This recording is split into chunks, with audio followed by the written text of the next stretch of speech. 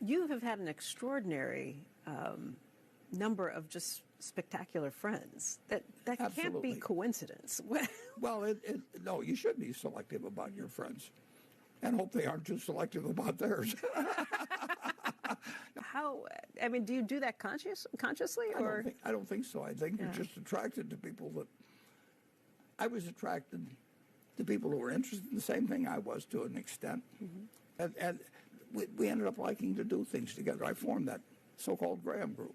The Graham group was... Yeah, that became a whole bunch of different people. And we met for close to 50 years, about every year and a half or so on average. And all of these people liked each other. They were regarded in their own industry as, unapproachable. And they just melded together so well. We started out... Well, we only thought it was going to be held once. Ben Graham was back in the country, and I called 11 people and said, do you want to go to San Diego? And it wasn't as easy to get to San Diego quite as now, and none of us had that much money. But I called them and said, Ben Graham's in town, and he probably won't be in this hemisphere, in our future, and it's a rare opportunity to see him. So... he agreed that if we come out, he'll spend a few days with us. Charlie was there, and I didn't know Tom Murphy then. But the person that introduced me to Tom Murphy was there, and then a bunch of classmates, all kinds of things. And we had such a good time that we decided to do it again. Well, Ben wasn't going to stay in the country anymore. He was going back to France. But the next time we did Florida, and again, we just had a lot of fun. And so it became something, and then I would assign different topics, that initially they'd be more financially oriented than they were, as you could actually watch the sort of development of the group into new activities as I added people over the years. And they all knew me, but most of them knew each other to some degree beforehand, and we just had a good time for 50 years. What lessons did you learn from your first wife, Susan? Oh, well, she understood people in life way better than I did. I knew a lot about stocks. I knew about a lot of things, but she knew a lot about human beings. And she wasn't interested in money at all. She wanted to be sure we had enough. Or leave it to me to be sure we had enough. But it didn't really mean anything to her. And she would use it for other people. And she would not only give of her money, but she'd give of herself. And so she really meant it. And fortunately, the kids took after her. What's an important lesson you've learned from your wife, Astrid? She came from a much tougher life, and she and Susie were very close.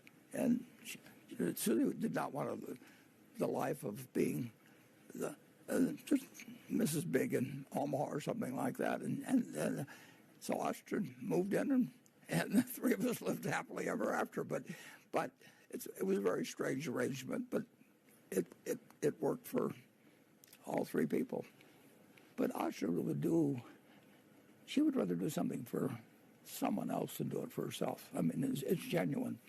It's not contrived that if she looks that way for a week or a month, that somehow it'll benefit her later on or anything of the sort.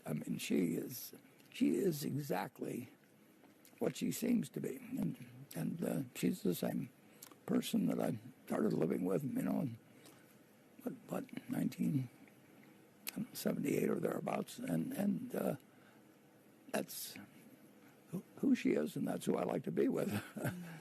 Part of your thoughts on philanthropy evolved over time. Susie and I both only agreed on what should be done with money, and I said, that I would compound money better than most people, and so that it made sense for me to be a saver during my life, and that she would outlive me and disperse it. And then she died first. But the idea was that she get help in doing it and everything, and we never dreamt that the sum would get so large, but I dreamt it would get a lot larger than she dreamt it would. And it didn't really make any difference to her. And she would have done it earlier, but she understood that She understood the math of what I was saying. She just wasn't as impressed by it as I was. How much did you think it would eventually be to give away? Well, I didn't think I'd live to be 94. You know, let's say I died when my dad did at 60. I mean, I always thought we would be rich by general standard by the time I was 30 or thereabouts, and which turned out to be true. But it wasn't super rich at all. But I also knew that it would keep growing. But I didn't. You know, my dad had died at 60, and if I died at 60, it would have been a fraction of what it is now. You had to drastically rethink things when she passed away, though. I have roughly 14.25 million shares of B stock, and by letters which were delivered earlier today, I've committed 12,050,000 shares. They're earmarked, held by me. I will be giving 1 million shares to the Bill and Melinda Gates Foundation. Did I say 10 million? I meant to say 10 million.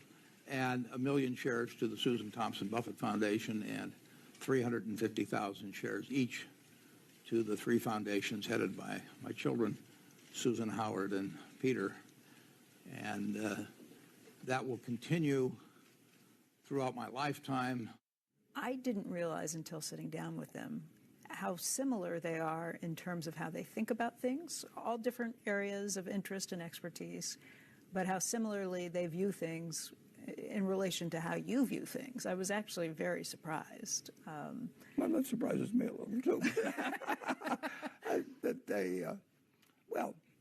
they would disagree with me on a lot of minor points, but they don't disagree with me on major points. And they didn't disagree with their mother. I mean, they were raised in a household that behaved generally inconsistent with what their parents lived. They didn't have to watch hypocrisy. There's a lot of things that they were affected by favorably that they didn't see. Now they had all kinds of gripes with, and you know, I was tougher with them than I should have been, probably looking back. But I just kind of couldn't imagine how well they would all 3 of them would turn out. And of course, I didn't imagine that they would be the ones that would be disposing the money. I thought Susie Sr. would be doing it. I guess some of the things that struck me as being so similar to you is how your children view running their organizations. They are all running large charitable organizations that give away a lot of money with very small staffs the size of but a lot of personal involvement. And a lot of personal involvement. They're on the ground making every one of those decisions. Yeah.